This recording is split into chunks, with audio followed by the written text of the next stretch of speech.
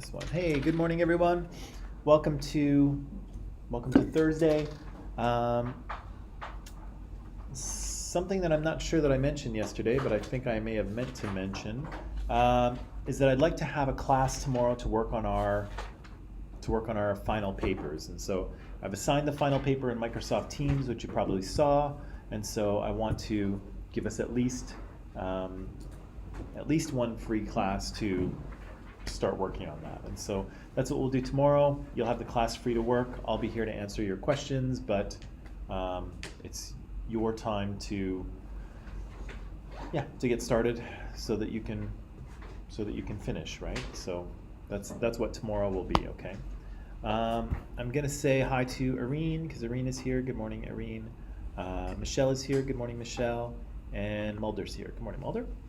All right. So yesterday we were right at the end of the Roman Republic, right? And so we said that things had gotten pretty crazy. The old kind of traditional Roman values that people adhered to were kind of forgotten about or thrown out the window, right? And what replaced them was a sort of a lust for power and greed and, just attempts to sort of make oneself as rich and powerful and influential as one possibly could, right? And a lot of people in this period who were able to do that were Roman generals, right? And so if they could become a general, they would wind up with an army behind them that became intensely loyal to them alone. And some generals used that, to their own advantage, right? And so they tried to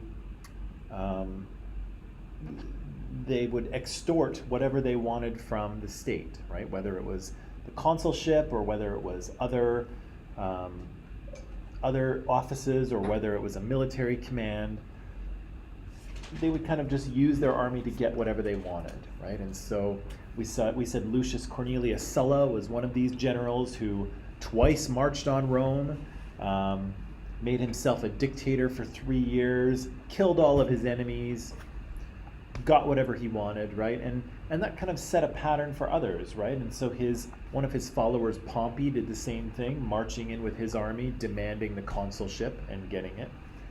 And then we said there was that triumvirate between Crassus and Pompey and Caesar, and those three guys kind of banded together in order to help each other out, because even as powerful men in Rome, they couldn't do everything they wanted. They needed the help of other people, and so they kind of helped each other out, either gaining military commands or governorships or consulships or tax breaks or land for veterans or whatever it was that one of them needed, the other one would try to help them out, right? And so this triumvirate was kind of operating for years, really, right? Until we get to about, is it 51 BC? 51 BC, when Caesar is up in Gaul, where he's the governor of those provinces. He's been fighting the Gauls for 10 years, and Pompey, Crassus is dead. Pompey says, okay, Caesar, your campaign is over, return to Rome for further assignment, right? But of course, Caesar fears that he's going to be murdered if he sets one foot in Rome, and so he marches back with his army, right? He eventually defeats Pompey and then is stuck, right? He's stuck with a bit of a problem, a dilemma about how to rule Rome, right? He's the most powerful person around, and he's kind of the only one, he's the last man standing, as it were, but Rome doesn't have any kings, right? And so we heard about that incident at the Lupercal, at that festival where Mark Antony tried to put the crown on Caesar, and Caesar was like, "No, I won't take it." And it was very rehearsed and choreographed, but I think that kind of showed that the people did not want Caesar crowned a king, right? Because every time Antony went to put the crown over Caesar's head, everyone got real quiet, like, okay, what's going on here, right? And then when he pushed the crown away, the crowd went wild, right? And so clearly the Romans liked Caesar, but didn't want didn't want to return to monarchy. They didn't want a king. Caesar's not sure what to do, I don't think, so he has himself appointed dictator perpetuo, right, in perpetuity. But that's a little too much for some Roman senators, right? They worry that now they're stuck with this guy as a tyrant, as a dictator, as an effective king, even if he's not called a king. And so they carry out an assassination plot, right? And they murder him on the floor of the Senate. Again, they claim to have restored the Republic. No such thing has happened, right? The Republic is still damaged, and there's still generals running around with loyal armies who are willing to, do whatever to get the things that they want. And so Caesar is dead. Sorry, I sort of said all this stuff, but I didn't click through my slides. There, he's dead. Talked about that. Yeah, and then we started reading about who Octavian was. And so help me out. Who is this? Who is this guy? This new character to our story.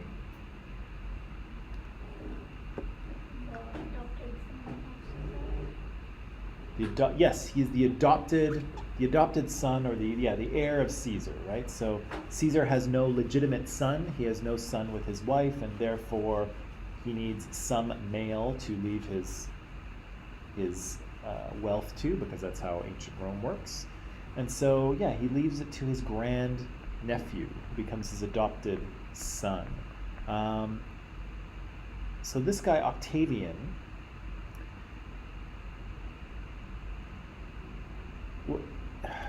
how should I start this out? Well, here he is. Okay, so he's a young guy here. He's 19 years old when Caesar dies, so he's about your age, give or take. And he's a smart kid. And so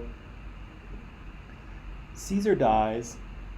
Gaius Octavius here is identified as the heir, and he does two smart things reasonably quickly. One of the things he does is that he inserts Julius Caesar's name into his. So he starts referring to himself as Gaius Julius Caesar Octavianus, right?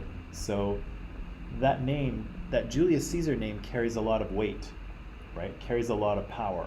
And so he kind of takes on that name because he's allowed to, but it gives him a lot of standing, right? It gives him a lot of status. Imagine him just showing up. Yeah, I'm Gaius Octavius. You're who? We've never heard of you, right? And it's like, yeah, actually, I'm Gaius Julius Caesar Octavianus, right? So it's like, oh, he's Caesar's heir, right? No. Oh.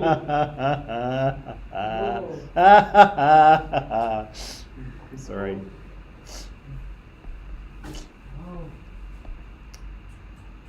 Goes around, comes around, my friend. Sorry, I probably shouldn't enjoy that so much, but oh, come on. Don't frighten me. Okay, sorry. Right. So the first thing he does, although Gaius Octavius is a little late to the party. Sorry, I couldn't help it. Gaius Octavius is a little late to the party, but he takes Julius Caesar's name, which is good because now he's got that weight of the name behind it. The next thing he does is he goes to Julius Caesar's army. Right? We said Julius Caesar had an army, a fanatically loyal one, and so Octavius here runs off to the army and says, "Hey, I'm Gaius Julius Caesar Octavianus. I am the heir of Julius Caesar. I will take care of you now, right? You're my army now. I will look after you. I will take care of you as Caesar did." Right? So now this kid and the army is only too happy to join him. And so now this kid has the name and he's got Caesar's army behind him, right? So we'll get to him in a second. Yeah, so what they do is Octavius teams up with Mark Antony, who was Caesar's friend and kind of right-hand man, and we saw a little clip of Damian Lewis playing Mark Antony at the funeral of Julius Caesar, giving a very stirring eulogy. He teams up with Mark Antony and this guy Lepidus, and they go on the hunt to kind of track down and kill the assassins of Caesar, right? So there's another period of civil war, right? And maybe, let me just back up here to my questions. Yeah. There's another period of civil war where Antony and Lepidus and Octavius, or Octavian, whatever you want to call him, he's got a bunch of names going on. They hunt down the senators, they kill them all, and they divide the Roman Empire, I guess, or the territory of the Roman Republic between the three of them, right? But eventually that's going to go sour. How does that triumvirate end?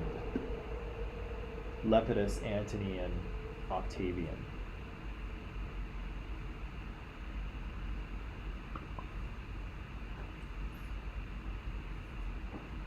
How does that end? Huh? What?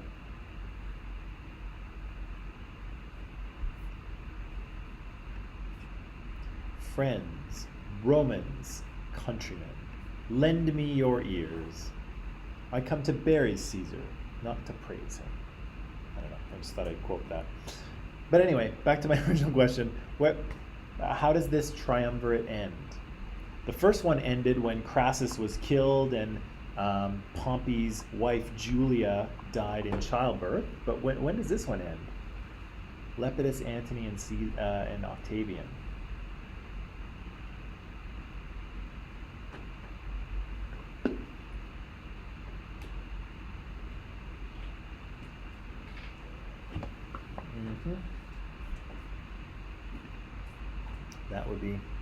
That would be good to know.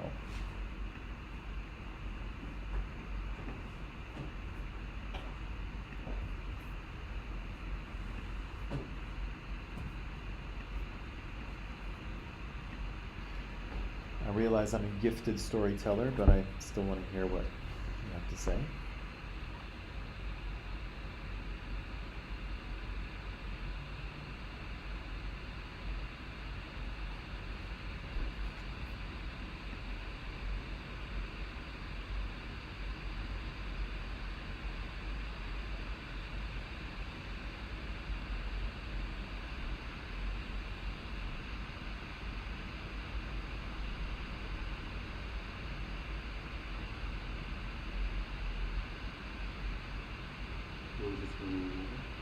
Say what? There was a civil war between Cornelius and Octavian. Yeah, so eventually, these three divide up the Roman territory between them, but eventually Lepidus will be pushed out, right? He'll be kind of pushed into retirement, if you will, and Octavian will fight it out with Mark Antony, right? Does it mention how Antony meets his end, or did I just tell you? I think I might have just told you, but I think Antony, this is the classic story of Cleopatra committing suicide by getting bitten by the poisonous snake. And this happens when Octavian shows up in Egypt, and it looks like he's going to conquer them. So Cleopatra and Mark Antony, who are now lovers, red hot lovers, no, I don't know. they're involved, the two of them, and so they commit suicide, and again Octavian has won, right? And so in a similar situation to Caesar, Octavian comes back to Rome, and he's the most powerful guy around. He's the last man standing. And so he's in, we're about 20 years later, right? So Caesar, or no, and Caesar defeats Pompey. I think that's 47 or 48. So we are, maybe we're about 10 or 12 years later. Octavian finds himself in exactly the same scenario. Comes back to Rome, last man standing, super powerful, what to do, right? Can't crown himself a king. We know the Romans can't go for that, or won't go for that. he could get himself elected dictator, but that didn't really work out well for Caesar either. He could get himself elected to multiple consulships, but that's kind of a pain in the butt. He always has to worry about other generals who might try to attack him. What to do, right? What to do. So what does he do when he comes back to Rome?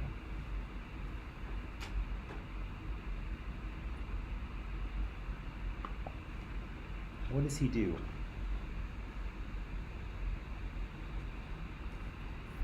And again, I'm not sure if I told you this or if it's in the book or if it's a little bit of both, but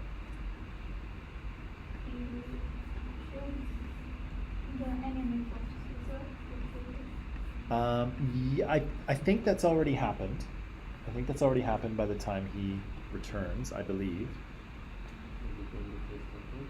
No, definitely not. There's no such thing as emperor.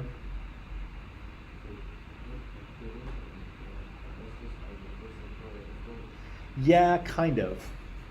But again, it's more complicated than that. So he comes back, right?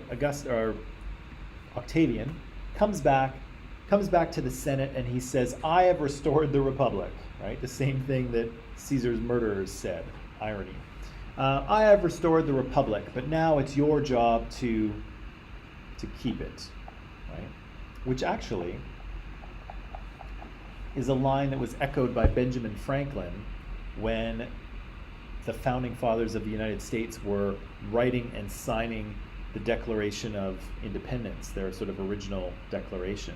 And so they weren't sure what kind of a government they would have, and so all the founding fathers were debating and arguing, and then finally they come out of the chamber, and apparently one woman asks Benjamin Franklin, who's a famous American and one of the founding fathers, says, "Mr. Franklin, what do we have? Do we have a republic?" And Ben Franklin says, "Yes, you have a republic if you can keep it." And so I think he's kind of echoing the sort of same words of Octavius here, who says, "You have a republic, I've given you the republic, now it's your job to keep it." But instead, the Senate says, no, Octavius, stay and we'll shower you with, things that you might want, right? And so they give him the title of Princeps Civitatis, right? The first person of the state, right? Kind of the role model for the state, if you will. Just like Justin Bieber is ours now. I'm just kidding. Who would you say is like someone that like a country looks up to? Do we have anyone like that today? Like we have celebrities, but are they like real role models for a country? Do we have anyone like that? Like Drake? I don't know. Maybe for some people, maybe. For Canadians or just for anybody? For Canadians? Drake? Okay, maybe. Do you think Canadians have someone that we kind of look up to? It's like.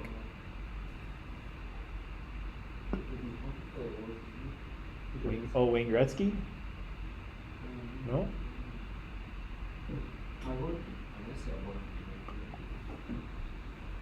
He's a Canadian? It's not Wayne Gretzky. Who's another great Canadian? Sidney Crosby, but he's not. He's American. Ovechkin, Alexander Ovechkin, but he's Russian. Okay.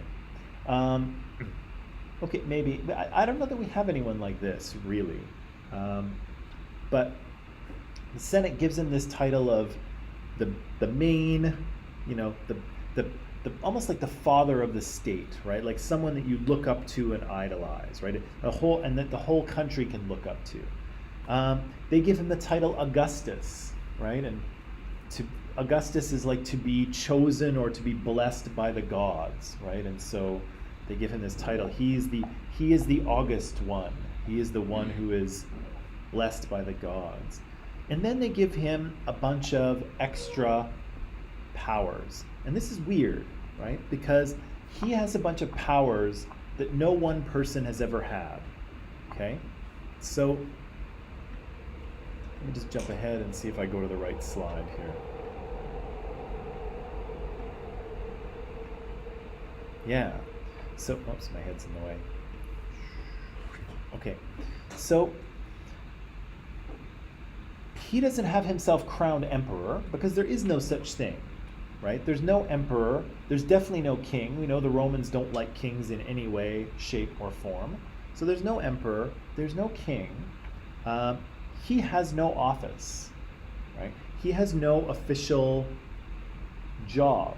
All he is the role model for the state, right? The first person, the guy everyone looks up to, and he just happens to have all of these powers, which again, no one person has ever held, right? So you can see he has powers of tribune, right? Normally, if you want the powers of tribune, you have to be elected as a tribune, right? To be able to introduce laws or legislation or to veto a vote. Only tribunes could do that in the past, but Augustus will be given that power. Augustus will be given control of the treasury. So if you want to spend any money in Rome, you need his permission. Augustus has to sign off on it. He is head of the military. And so, again, this is a clever move because part of the problem of the late Republic was that all these generals had really loyal armies behind them and they were fighting it out because the generals wanted this thing or that thing. Now there's none of that anymore, right? Augustus is the head of the army. Everyone swears allegiance to him, which again is, you don't want that in a state. You want people swearing allegiance to the state and to the Constitution itself, but this is at least better than the military being loyal to generals and everybody having a civil war every few years, right? This way, everyone's loyal to one person. No more civil wars. However, you can't really touch this guy, right? He has literally the entire Roman army behind him. Again, it's not good for the state, but it's probably better than what they had before. He's princeps. He's the first man of the Senate. He's the first man of the state, right? And sometimes here he will serve as consul, sometimes not, right? He'll have a few consulships here and there. But again, he has no office. He has no official position.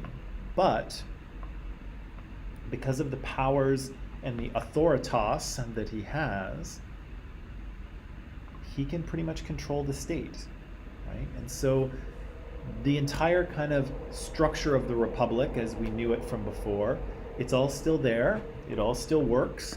People get elected to the assembly. People suggest laws and vote on them and maybe pass them or don't. Magistrates still get elected every year and they do their jobs. Consuls get elected every year and they do their jobs. Sometimes Augustus is a consul, sometimes not. The Senate continues to get populated by ex-magistrates and consuls. They continue to give advice and things like that. Everything kind of continues to work. It's just that Augustus is like a balancing force, right? And so he's kind of in the middle, kind of pushing things one way or the other, encouraging people to do things, stopping people from doing other things, giving money to some projects, denying it to others. And he's kind of just balancing everything out, right? And so nobody is really able to, nothing really gets out of control anymore because he's always there to balance it, right? So, it's interesting, and I don't know how to think about him. I don't know how to think about him. Is he a genius that just knew how to manage to gain control of the Roman Republic in this sort of sideways kind of way? Or is he a really good guy who was like, I love the Republic, but it doesn't work, and so if I can put myself in this position, I can kind of balance it out and allow it to work better? I don't know. I don't know if he's a friend of the state or if he's, an absolute genius who wanted to be a king and a dictator but just knew that he couldn't do it. So he did it in kind of kind of an undercover kind of way. I don't know. So here, as my little gift to you, if you want to become an emperor, even though Augustus wasn't really an emperor, but this is what you need to do. 7 easy steps for you. Number 1, gain a loyal army. This will help you in your takeover of the state. You will need an army. So Baja or Adel, find yourself a good army, okay? Loyal to you and only you. Kill all your rivals if you can. So if there's anyone who would challenge your grab for power, make sure you murder them all. Okay? And if you can make money off that, so much the better. Try to give up your power, but then manage not to, right? So go before the Senate and try to, give them back the republic, but don't have that happen. Gain public favor. So here we talked earlier about the patron-client system. Augustus positions himself as the patron of the entire state, right? Everyone is a client of Augustus, right? It'll also help you if you can acquire a number of special powers, right? So the power of tribune, the ability to control the treasury as a censor. Yeah, as many extra powers as you can manage to get, that'll help you out. But also hold no official office, right? There's no such thing as emperor. There will be later on. But at this point, there's no such thing as emperor. There's no such thing as king. He is simply princeps civitatis. He's the first person of the state. That's it. And there you go. In a mere, I guess that's more 6 steps, but still, in a mere 6 or 7 steps, you too can gain control of your state. That's my infomercial for today. I could do a master class, right? No, I think I'd probably have to be like an emperor in order to give a master class on that, right? Have you seen those ads on YouTube for master classes with popular musicians and actors and things like that? Yeah, I think you'd have to be like an emperor in order to do that. Oh, right, okay. And now I have a little more video for you. So for online people, let me just look here. Is this class 47 or 48? I think it's 40. No, it's 48. Yes, 48. Okay, so for online people, we'll just watch the rest of that video that we've been watching. And so it is, we'll be watching, I'm just going to put it in the live chat here. We'll be watching from 34:25 to the end, okay? Which is about, 34:25 to the end. So I'll let you watch that because we've already watched most of it. I'll let you watch it. Again, it's in Microsoft Teams.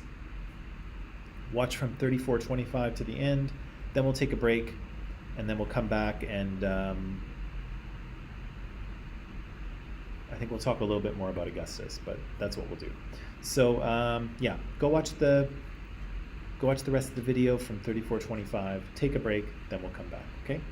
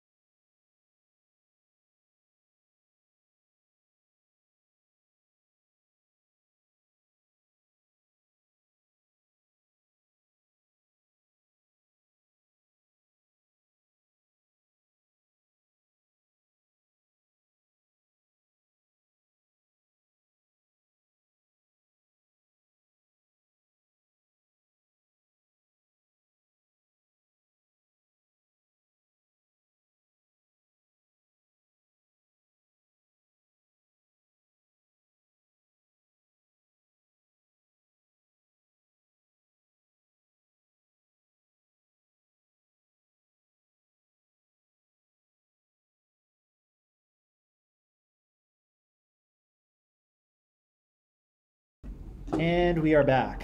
So, yeah, the video was just kind of a tying up of loose ends. We had seen most of it, so I just wanted to, get some closure. But also, I wanted to look at history and historical figure, and we did this with Julius Caesar, right? The idea that, we look back at historical figures, and we kind of see them. In some ways, we see them as we want to see them, not necessarily how they were. And it's kind of like that with Julius Caesar. We talked a little bit about, what kind of guy was he, and why do people still pay attention to him, and why should we care? And again, what kind of a guy was he? Was he a, inspiring leader, or a power-mad tyrant, or a little bit of both? How should we see him? There's a very interesting, we don't really have time to deal with it, but do you know that you've heard of Dracula, yes? And you know who he is based on, the historical figure? There's a Romanian prince named Vlad Dracula, who is did you like the accent? Who was like a king or a member of the nobility in Romania, in Transylvania, in I think it's the 1400s, don't quote me on this, maybe the 1500s, in Romania. And he's quite brutal, and he likes to execute people by sticking them on stakes and just letting them die on there. And so he's known as Vlad the Impaler because he impales quite a few people on sticks and just lets them die there.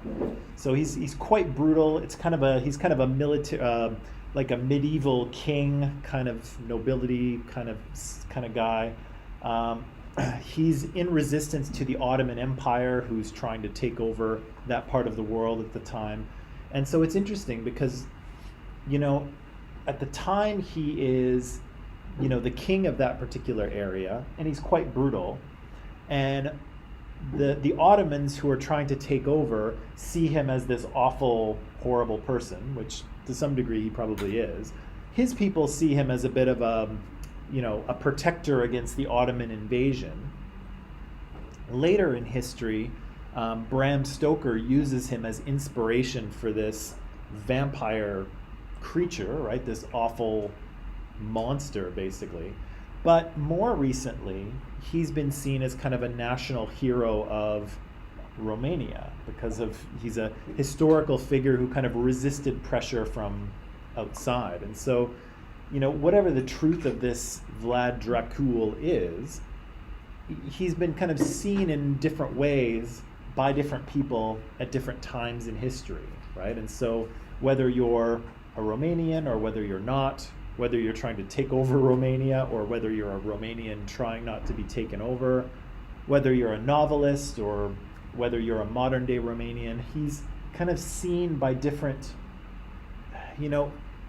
who you think the historical character is says more about you than it does about the character themselves, right? Because the way we interpret these people has a lot to do with what we want to see and where we come from. And so it's the same question with Augustus here, right? And I would say also the same question with the Roman Republic as well. What you see in Rome says a lot about who you are, maybe not so much about who the Romans actually were. And so to that end, I just wanted to watch this very short video here of history versus Augustus. And so in this, oops, that's not right. In this little video, they do exactly that thing. They talk about how should we see this character? How should we think about him? Who was he? And kind of what are our biases towards him, right? So how is who we are, how does that influence the way we see him? And are we really seeing this character for the person he actually was, or are we just kind of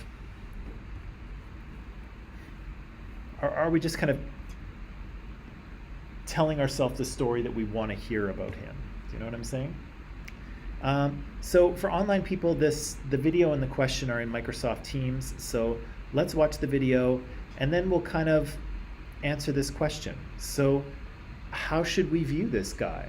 Visionary leader who, tries to bring peace and stability to his country, which he does, or is he a tyrant who destroys the republic and brings an end to the sort of tradition of democracy and res publica, the public affair, the public thing that the republic was?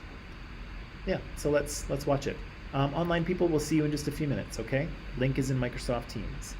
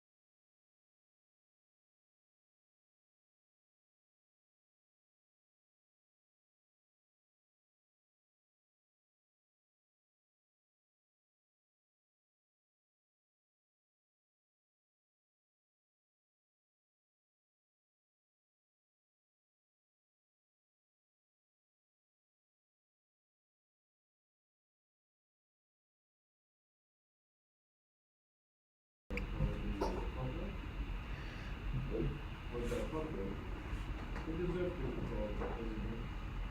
Well, that's a good question, right?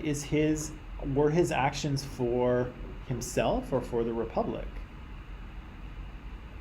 What do you think? I was he was a sneaky guy. A sneaky guy? Okay. He gained power on the people of the people. He gave some for the Republic. He also wanted like some high status for them. And he did that. I think that's fair. I think he definitely wanted some status and power for himself, but he didn't have all the power, right? We said that the Republic still kind of functioned, right? Although it functioned under his influence, but it still worked, right? There was peace, which I think the Roman people probably appreciated after decades of civil war. There was peace. A lot of money went back into the city and to creating public works. So I think the sort of the average Roman probably enjoyed living under Augustus. Probably. You could say like he gave some municipalities, he gave them some rights and promotions, like you said, he gave them food, marriage.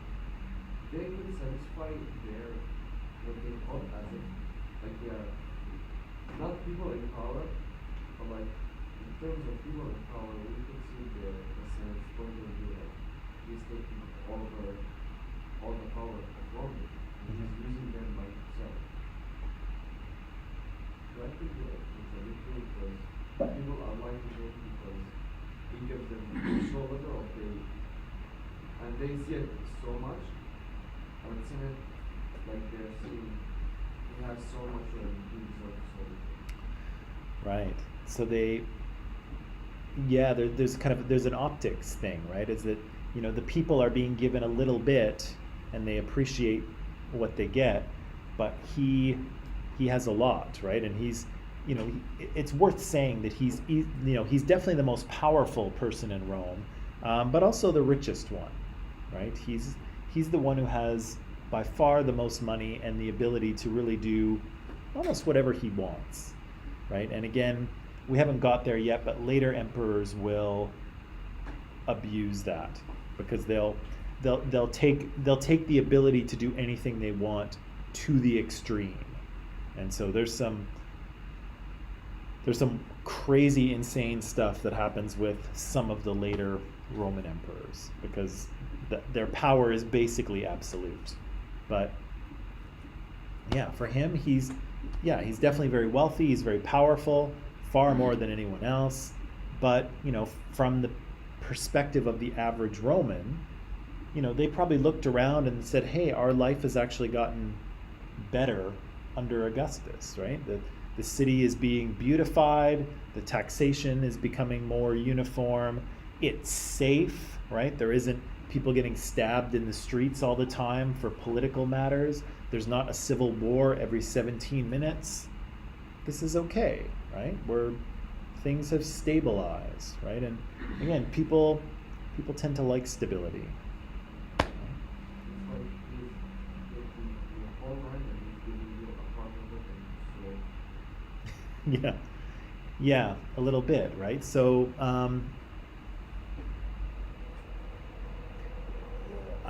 I feel like you're kind of driving at the inequality between the average Roman and him. The fact that he has so much more of everything, right? Of power, of status, of money than the average Roman had, right? And yeah, he 100% did. Probably like 1,000,000%.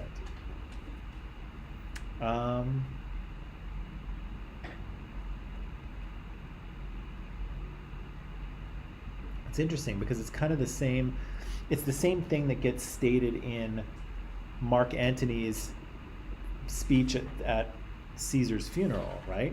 He says Brutus says he was ambitious, right? And ambitious, he means like he wanted all the power, right? He was trying to gain all the power for himself. Brutus says he was ambitious, but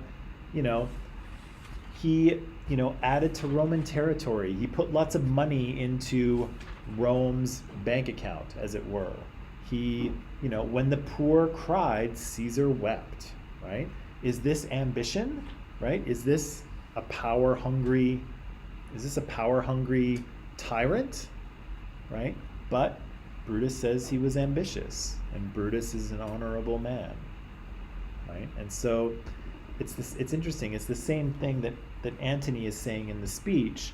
We're saying now does Augustus have ambition? Is he simply trying to take full control of Rome for his own greedy purposes? Or is he an honorable man?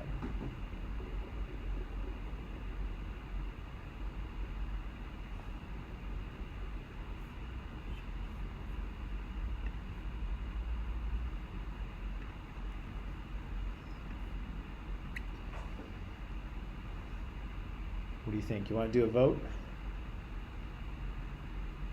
Honorable guy visionary leader who cares about Rome, or tyrant who destroys the Republic? What do you think? He's in the middle? Yeah. We saw him giving, we saw him taking, we saw him favoring himself over others, as we see it. Like, he's been there for 2 generations, for his grandchildren. Yeah. Grandchildren to become in power. Well, he's not giving others opportunity to be in power. He's kind of balanced, but sometimes his worlds are taking over others. Yeah, it's true. There does seem to be some sort of balance between, giving power and opportunity to other people, but also taking it for himself when he wants to, right? What do you think his intent was? Regardless of how we see him, what do you think he was trying to do? You think he was trying to gain all the power and then couldn't? Or do you think he knew that, or do you think he just didn't want all the power, he just wanted enough? I would say, at the end, he tried to have a position as a president. He's not going to correct, he would satisfy people's will of not to be just rule under one. Mm-hmm. Having democratic republic, where he takes other opinions, but he will do his own, what he says that he is right. Yep. And then at the end gives the power to his own assembly, not others. Yeah. He never. That's not gonna make them go like. He's not gonna give others a chance to put him over. Yeah, that's true. And he does wind up kind of grooming and appointing a successor. And again, he's, once he gets toward the end of his life, he knows that, if he doesn't tap someone and say, okay, this is the next princeps, right? This is the next Augustus. If he doesn't do that, there's probably going to be a fight, right? There's going to be a fight over who gets to do that. There might be a civil war over it. And so he knows that it's a good idea to say, this is the next person. When I go, this is who will fill my place, right? And then you have a smooth transition of power, right? But again, is that about legacy and greed, or is that about just wanting to make sure the state is secure and peaceful? Who knows, right? And to this, to this question, it's hard to really know what he was doing, because he doesn't really speak to his intent, right? We have writings from Augustus, and he says what he did and what he wanted, but we don't really know for sure if that was, he wrote that for the Roman people. And so again, what he says to the Roman people might be different from what he thought up here, right? What he in his head. And so, yeah, we really don't know what his original intention was. We don't know if he meant to be a tyrannical dictator but just couldn't make it happen, or if he just wanted to restore the Republic and then sort of the best way to do that was to stay in there and try to balance everything out. We don't really know what his intention was, and so he's an interesting and kind of he's an interesting historical figure, and you can see him in either way, and that's what the video was showing us with the two lawyers, right? Tyrant who stabbed his friends in the back and, you know, destroyed the Republic, or, you know, good guy who did a lot for his country and brought peace and stability after hundreds of years of internal bloodshed and civil war. I don't know. Could be either one.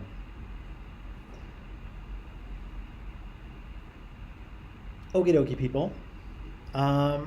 There's a little more to, where's my slides here? There we go. There's more to talk about. There's oh yeah, hang on. You know, he's not quite an emperor, but as you can see, there are a lot more emperors that come after him, right? All of these guys. Whoops. And actually, I think there's 2 pages of those guys, isn't there? Yeah. There's tons and tons of emperors that come later on, and so he will be kind of the first one, although technically not an emperor in title, but maybe an emperor in practice. And there'll be many, many that come after. Some will be really good. Some will be horrible human beings to the point where you can barely believe it.